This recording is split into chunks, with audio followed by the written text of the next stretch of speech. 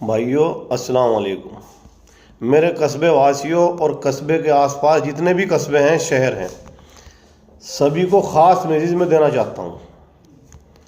एक मोजिज़ा हमारे कस्बे में अभी 2 दिन पहले गुजरा है, उसके बारे में बताना है। हमारे कस्बे में कुछ दिन पहले एक उलमाए किराम के बीच में, उलमाए किराम की सरपरस्ती में कस्बे में मीटिंग हुई थी। उस कस्बे में मीटिंग में यह तय किया गया था कि डीजे और पटाखे पर पूरे कस्बे में पाबंदी लगेगी, और जो कोई डीजे और पटाखे छुटाएगा, डीजे बजाएगा, तो उसका कोई निकाह नहीं पढ़ाएगा। हमारे यहाँ कस्बे में एक नई आबादी है, जो उसको चंदनपुरी कहते हैं। उसमें जोगी समाज में एक बारात आ रही थी। वो जोगी समाज ने परसों हमारे यहाँ गाड़ी वाले पे बारात को रोक दी। उस बारात में डीजे भी था, बैंड बाजा भी था। उन्होंने बारात रोक के पहले निकाह पढ़वा लिया।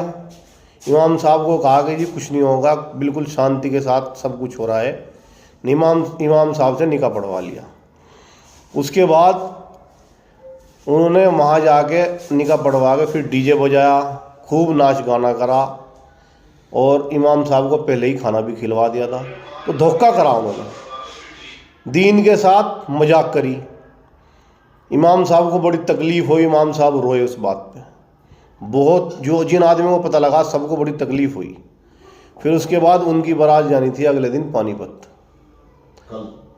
कल पानीपत बारात ले गए। जैसे ही बारात ले गए तो लड़के का एक्सीडेंट हो गया। वहाँ भी वे डीजे ही लेके जा रहे थे।